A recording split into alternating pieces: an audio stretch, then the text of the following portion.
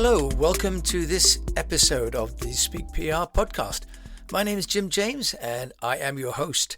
I have been an entrepreneur and a person running their own agency for over 25 years. And on this show, I like to share some tips and some thoughts about PR and technology and the convergence of communication and commerce. These are ways that I think I can try and help my fellow entrepreneurs to make the most out of what they know and what they do and to get noticed. So I was thinking today about the Warren Buffett comment that it takes 20 years to build a reputation and 5 minutes to ruin it. And that's probably something that maybe even President Trump is starting to wrestle with now. News that Twitter have started to fact check his stories and his posts on Twitter.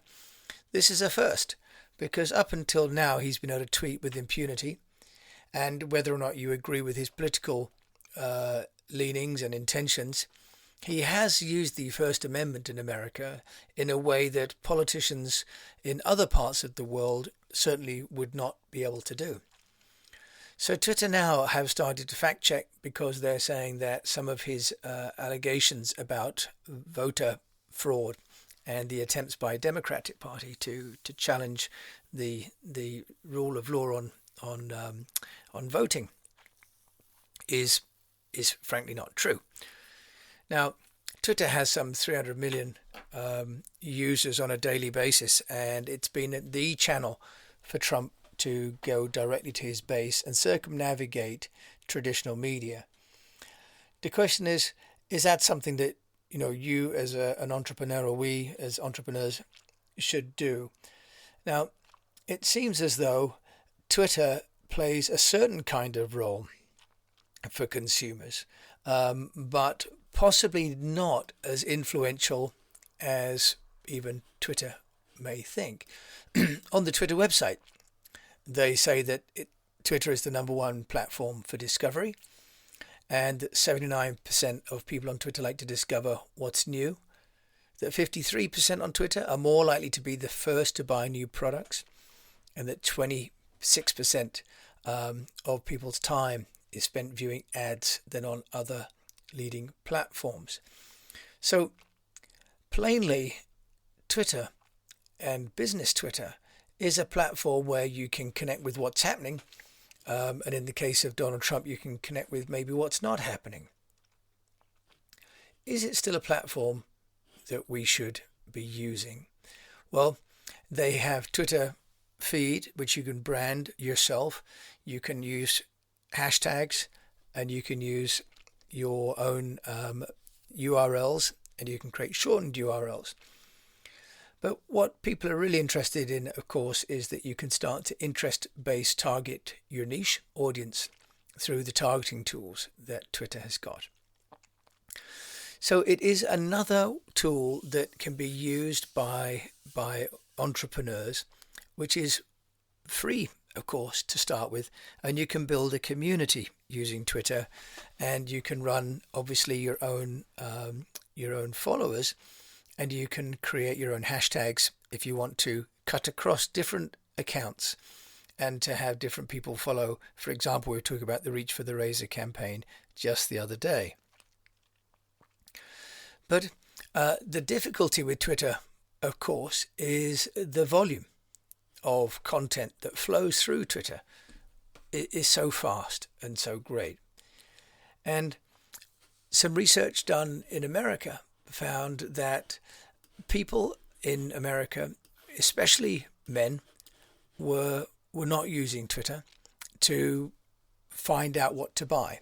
So it seems as though Twitter has been used for sort of discovery, what's on and what's trending, and really very much almost like a ticker tape for headlines. But is not an essential part of a brand building tool. Consumers in America, according to this survey done sometime 2 years ago with some 16,000 consumers, showed that actually men were more influenced by blog reviews than women, and that 1 in 5 men would say that blog reviews influence their in-store purchases. So actually, that's the long form article by a potentially trusted author, which is getting people to the store and to make the purchases. The question is, how do people get to that in store and to that blog? And the answer then is quite possibly on social media, and that is the role then that Twitter can play. So Twitter really is very much a messenger, and as Trump has used it, it's very much a messenger of good or bad, and possibly factual or unsubstantiated stories. Now, Twitter is used not by that many people in terms of actually checking for products about what they're going to buy, but what it does seem is that Twitter is a medium for people to chat with a brand. So Twitter to some degree then can play a sales promotion and after sales function for brands.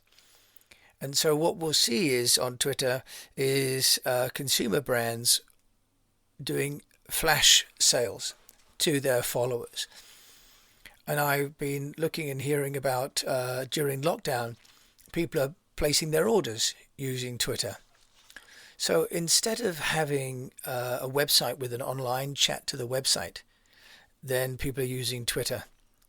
And this is sort of reminds me of what's happening in China with WeChat, which also has a messenger and sort of stream of information flowing, but also is used indeed for chatting between one-to-one or to groups, making purchases with in-app purchasing, stores, and customer support.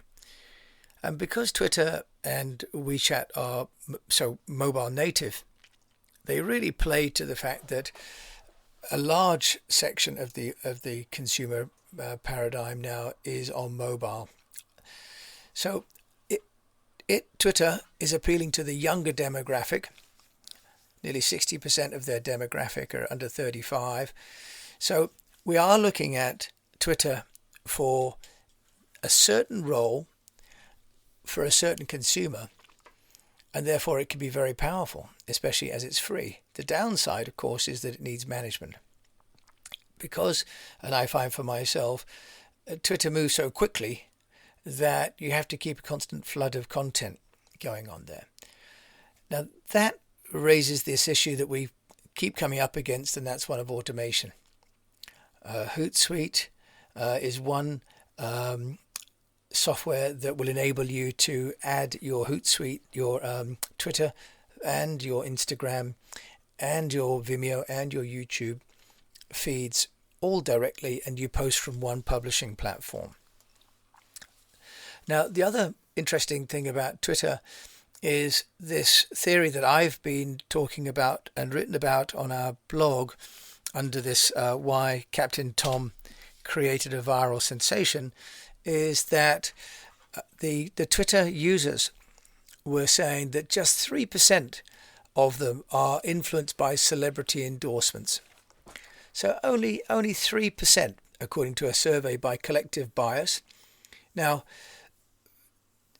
apparently, the same survey showed that 30% of consumers are likely to buy a product recommended by a non-celebrity blogger or Twitter.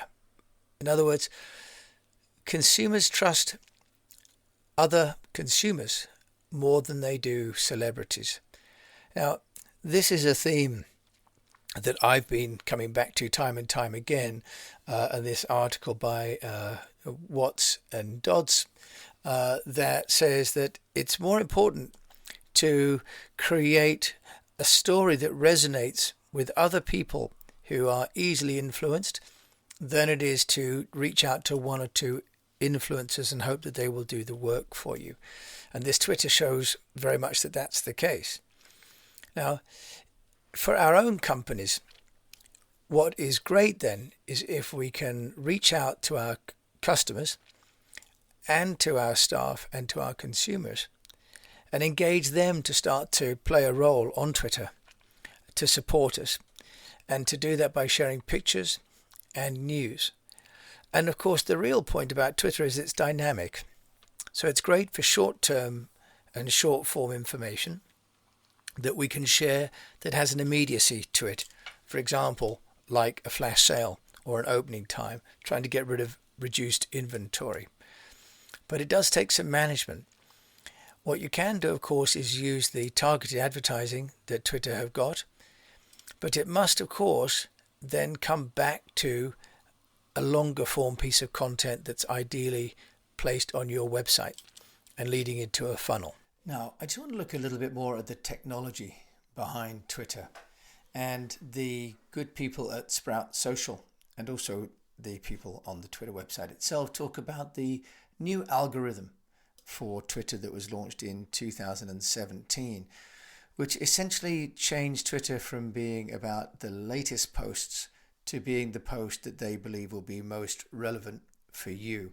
So there's a fundamental change in the way that Twitter provides and displays your information, and you can toggle this little star at the top of your screen, which gives you the opportunity to go to either the time-based chronology or to tweets that they think will be most interesting for you.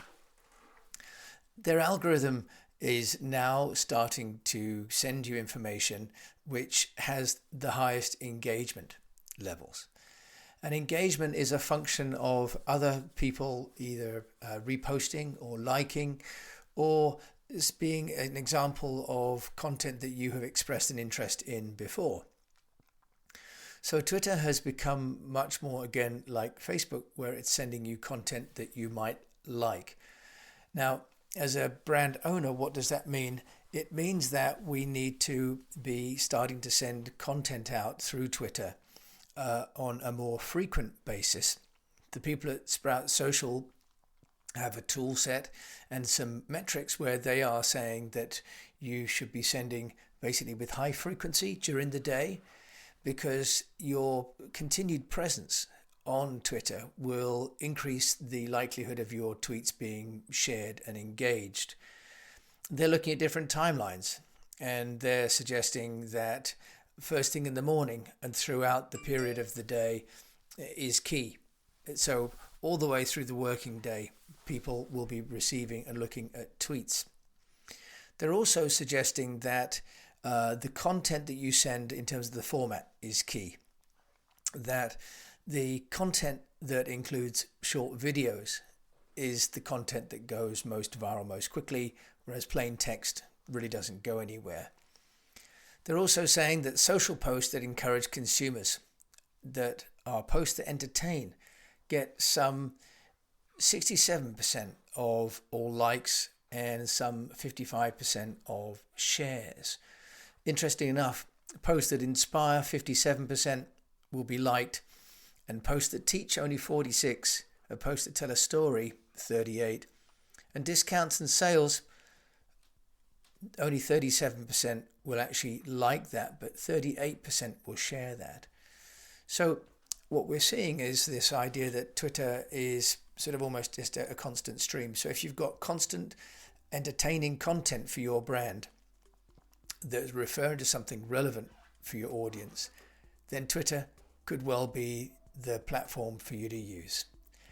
Finally, in Sprout Social, they talk about response times. And people's expectation on Twitter is that they will get a response in less than 4 hours. But most brands apparently respond in closer to 8. So many brands, many companies are not managing the expectation within the consumers and those people looking at Twitter. So if you're going to have Twitter, be prepared for the volume of content, the nature of the content, and the expectation that you're creating of having a dialogue with those audiences. So Twitter's to be used, but it's also to be managed very, very carefully in order to get any kind of effect. And that's all down to the algorithms since 2017 and the new updates in 2020 that have made chronology less important than relevance and engagement. In China, people use the QRC code for their WeChat and also for their Weibo as a calling card on all of their material. That doesn't really happen very much with Twitter in Europe and the States. But what we are seeing is, of course, that people are using Twitter as kind of a random messaging platform. Now, Trump, of course, is proving that he can be perhaps more random in his messaging than most.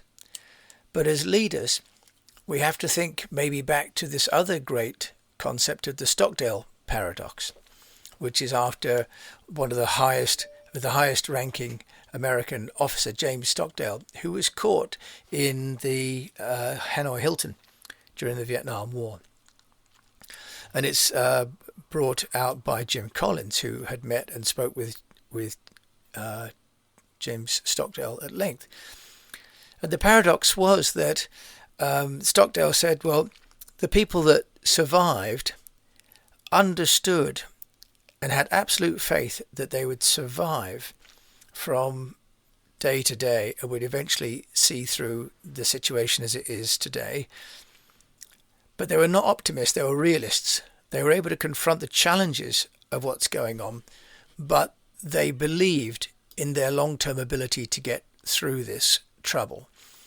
Now, as we have with the coronavirus, all of us don't really know when this problem is going to end. And we can use tools like Twitter to communicate how we're feeling. But we must also obviously manage the narrative. And as I keep saying about narrative being compassionate, optimistic, values-based, informative and digital, Twitter represents an alternative for people to communicate directly through to their audiences without going via the media. That means it's direct and impactful, but it also has a slight risk to it. And as we're seeing in the case of Donald Trump, his own integrity now is being undermined because a third party has started to censor him in a way that it doesn't censor anybody else.